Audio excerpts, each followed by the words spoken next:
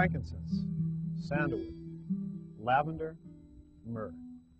These are the words of power, the most ancient form of the occult arts, herb magic. Hello, I'm Scott Cunningham. For the next hour, I'll be your guide into the world of incenses, oils, and brews. Thanks for coming along for the journey, and I hope you enjoy this introduction to green magic. Now, I've written several books on the subject and planned several more. The books are limited to words and pictures. In this video, I'll show you how to do some of these facets of herb magic so that you can see them actually being done. The best way to learn is by doing them. And I hope this video will help others to learn and investigate the practices of herb magic. If you think this idea is absurd, the fact that tiny plants can possess amazing powers, think of the white willow.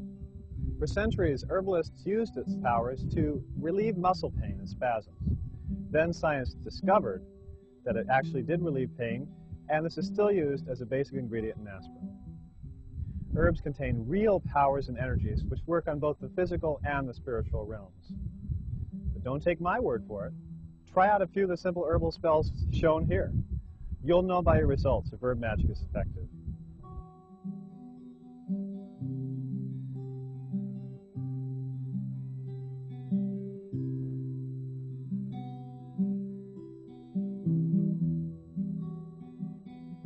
Herbs are usually strongly scented, a clue to their powers. Now, magic is a ritual process in which we direct natural forces to bring about needed changes into manifestation. Does that sound vague? Well, yes, it is vague. Magic is as hard to define as electricity or love, neither of which is completely understood by scientists. I don't know everything about magic, but I know how to make it work. In natural magic, you achieve an understanding of it which can never be shared in words. Now, putting together these two definitions, herb magic is the use of little-known powers of nature to cause needed change. These energies are aroused, attuned, released, and directed towards the magical goal. There are many ways of accomplishing this, and some of these will be shown here.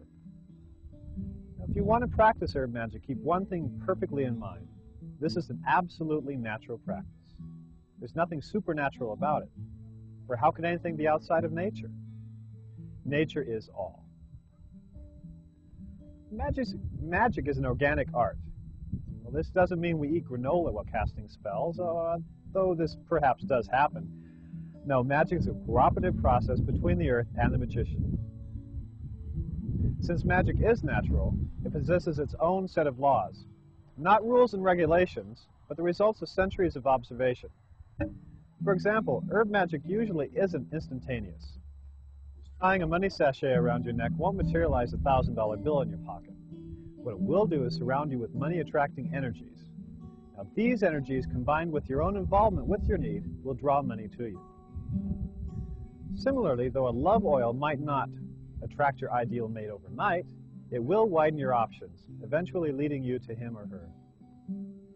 Magic can be fun, but it should be done with serious intent.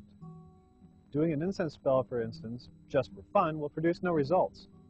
However, the same spell, when performed with serious intent and emotional involvement, can have fantastic results. And while it's perfectly acceptable to work magic for your own gain, selfishly manipulating or hurting others is not.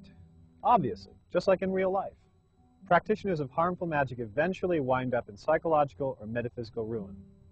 Now think for a minute. In most of the movies you've seen, hasn't the evil magician ended up fried to a crisp? It's usually the case.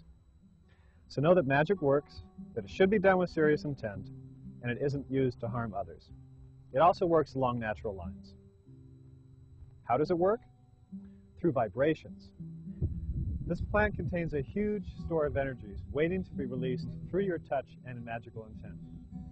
The plants in your garden, the weeds growing through the sidewalks, the flowers in the jar on the table, all are storehouses of energy.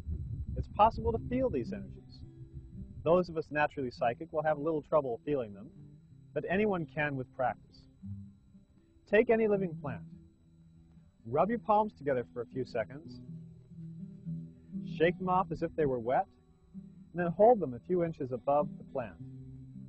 It is beaming out its energies to you. You may feel them as waves of heat, pulses of energy, or simply as a sort of hum. Your palms may tingle or vibrate. These are all reactions to the plant's powers. Try this exercise once a day for a week, using a different type of plant each day, and note their varying levels of energy. In their own way, plants speak to us. Each plant possesses distinct powers.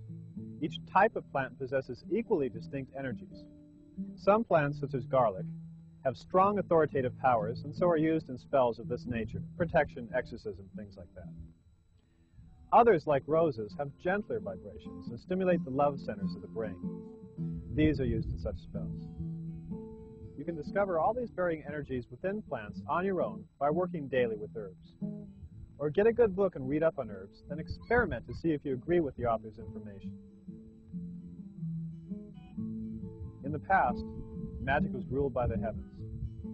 Herbs were collected according to lunar phases. Constellations' first appearance on the horizon was greeted by specific spells, and planetary positions dictated certain rites. While this is still true today, many magicians share the view that since the powers at work in magic, plants, stones, the earth, our own energies, are linked to universal energies, and indeed are manifestations of these universal energies, perfect magical timing isn't necessary. Some think otherwise based on experience. That's fine for them. I just feel that though timing can help a spell, even just by keying into the magician's imagination through ritual associations, perfect magical timing isn't necessary.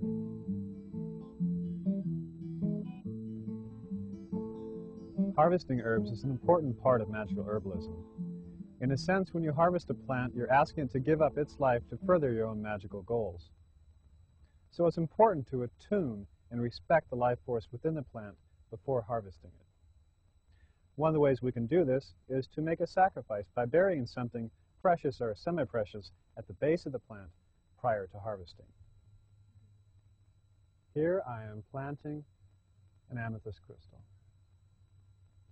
to give power and strength to the plant as I cut it. You can also attune with the plant by just touching it and feeling its energies and letting them mix and mingle with yours, to attune with it before you ask it to make its sacrifice. After that, take a knife, it needn't be one like this, and cut very gently sprigs of the plant.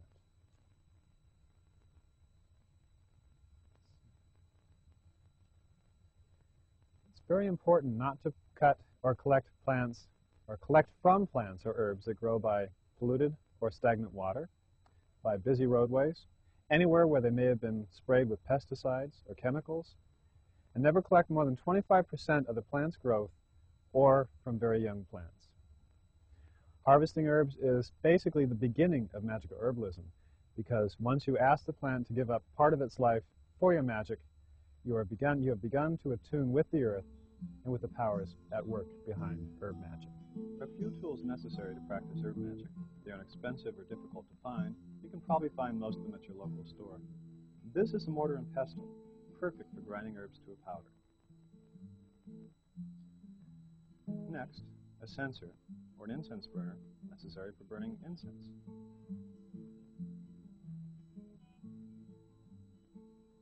Candles, of course, are a necessary tool in herb magic. The power of flame and color is potent and easily combines with herb power. You'll also need some large wooden or ceramic bowls for mixing. They can be of any material.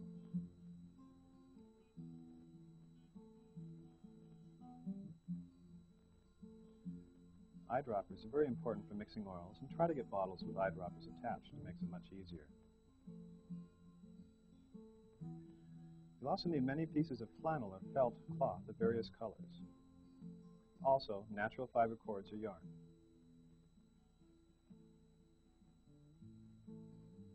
It's also a good idea to keep a book of herbal notes, records of spells, and also the formulas